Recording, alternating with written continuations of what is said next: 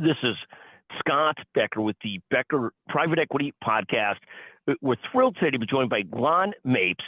Lon's a brilliant sort of real estate, I would say, consultant, strategist, thinker who works with large health systems on their real estate needs, their thoughts, their design, and more. Lon, why don't you help me out and do a better job of introducing yourself than I did? Tell us a little bit about yourself and what you do. Thanks, Scott. I appreciate the opportunity to join you today. I have been in healthcare real estate for 21 years now. Can't believe it's been that long. Based in Southern California. Before that, I was on the healthcare revenue side. So I worked for a major academic health system, doing auditing and negotiating the contracts between the hospitals and the insurance companies. So it gave me a great background in healthcare from the ground up, at least on the revenue side. And then in 2003, I pivoted to commercial real estate. It was a passion that I had that I wanted to follow, and have been blessed to have grown that. Since 2010, I've represented Loma Linda University Health. They are the level 1 trauma center in the major health system in the Inland Empire of Southern California. I also work with other large health systems in the region, as well as nationally in some of the major REITs. Thank you. And talk a little bit about what you do for Loma Linda, what you do for the REITs. Give us a sense of the core business, the core stuff you do with them. Sure. With Loma Linda, it's a little bit of everything. The genesis of that was back in 2009. The system CFO at the time was a good friend of mine. We used to go to lunch just about every 4 or 5 months. And at this particular lunch, he told me that he was concerned with how managed care was being watched over at the system. Loma Linda is made up of physician group, hospital, and university. So there's a lot of different entities. And he wanted to kind of bring it all together under one group, I guess. So he hired somebody internally, a gentleman named Kevin Fisher that I work with very closely. Kevin's the executive director of real estate. And they put me on retainer to represent Loma Linda from the outside and act as their broker as well as consultant. So since that time, when Loma Linda is looking to buy or sell or lease or strategize, I'm involved in that conversation. As far as the other health systems, I've done sales, leasing for some major health systems in California as well as nationally, and then also get involved in consulting at times with other health systems. The REITs, I've done numerous sales transactions with some of the larger REITs, Doc REIT. Done a deal with them. I did a deal with Welltower last year as well. And talk about how are systems thinking about real estate today? And I understand that a huge percentage of health systems still own the real estate, at least the principal real estate. Talk about what that looks like and some of the trends you're following in healthcare real estate now.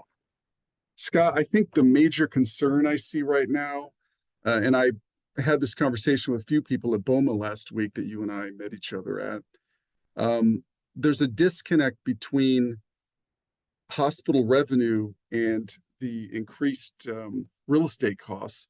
As you know, hospital revenue is not going up. The payers are not, raising their reimbursement rates. And in fact, even some of the government plans have cut reimbursement. So that's a tremendous challenge for the hospitals trying to deal with the increased rental rates. A lot of the, the medical office investment groups need to raise rents to cover, TI costs, development costs. But at the same time, the hospital's revenue isn't going up in unison to help with that. So I think that's the biggest challenge right now that health systems are facing. And talk about the interest rate environment, the build versus buy perspective. What are people thinking about as they look at new facilities? And what new facilities are people thinking about? Is it more specialized, outpatient? What do you see out there? I think the challenge is that hospitals are needing to expand. They're always needing to expand. That's why I got into healthcare, by the way, Scott. I like the security of it, the fact that you and I always need to go to the physician, no matter what the economy is or what the interest rates are. So hospitals continue to need to expand. There's really been a focus on acquiring existing buildings and converting existing buildings because ground up construction is so cost prohibitive at the moment. Last year, I was involved in, I believe it's the largest medical office conversion to date in the country, or one of the largest. It's a 280,000 square foot office building here in San Bernardino, California. It was the former Wells Fargo Western Regional Mortgage headquarters. 280,000 square feet. I represented my client, SAC Health, which is an FQHC, in acquiring that building. They're going to convert the entire 280,000 square feet into clinical space. They were able to acquire the building for a little over $35 million. And once they're done converting it, they'll probably be about $135, $140 million into that building. Having said that, though, but prior to that, they were looking at ground up, and the cost estimates they had were about $1,000 a square foot. So they were looking at building 100,000 square feet for $100 million. So buying an existing building was a tremendous advantage for them. Do construction estimates differ tremendously based on part of the country that you're in? For example, some of the requirements in California, right or wrong, some of them are obviously needed from an earthquake perspective and so forth perspective, but doesn't that even make it more prohibitive, or any thoughts on that and how things differ throughout the country? There is definitely a difference. We've got a lot more earthquake code and other regulations to deal with in California. So I'd say medical office conversion is probably more challenging here. Having said that, this building happened to just be a perfect storm. What made it so advantageous was it had the parking. A lot of times when you try to convert general office to medical, it doesn't have the parking ratio. This building was parked over 6 per 1,000, where medical typically needs 5 spaces per 1,000. It had a parking garage on either side of the building because it had been a call center. So, and then the ceiling heights were the right heights. Some other aspects of the building were conducive to it, but overall, it is very challenging, and specifically in California, I'd say it's more challenging than other states to do those type of conversions. What are you most excited for the rest of this year as we head into the second half of 2024? What's sort of top of mind? What are you most focused on and excited about?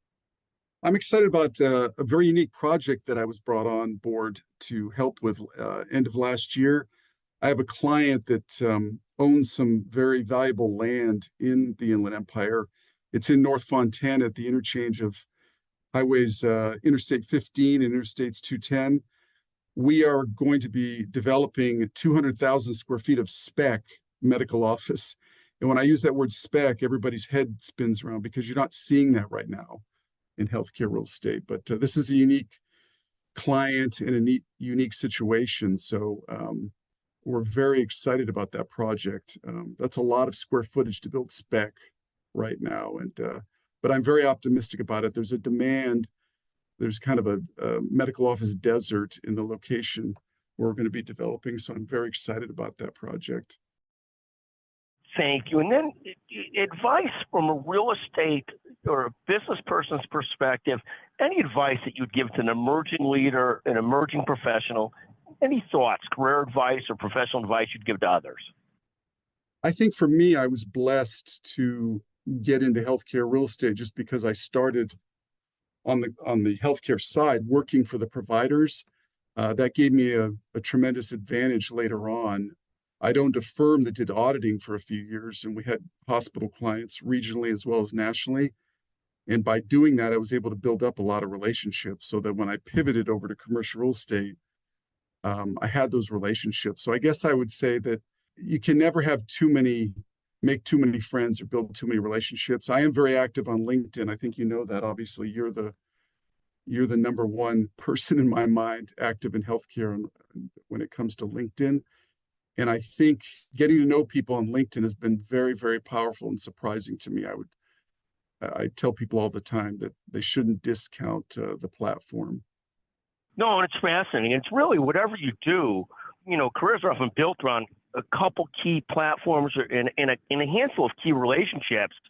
It's not thousands. It ends up being a handful that make a huge difference. I mean, much like the story of your career through Lon Melinda and so forth, it typically ends up being, really deep into a handful of business relationships, personal relationships, professional relationships, it's often much more satisfying and much more successful. And I think some of that advice is right on. Rather than digging into 30 different platforms, you double down on the ones that you really enjoy working with, and you find much more out of it. I think it's true in so many things. Lon, it's been a pleasure getting to know you, getting a chance to visit with you today on the Beck Private Equity Business Podcast. What a pleasure to visit with you, and what a great career. Thank you so much for joining us today. Thank you, Scott. I appreciate it.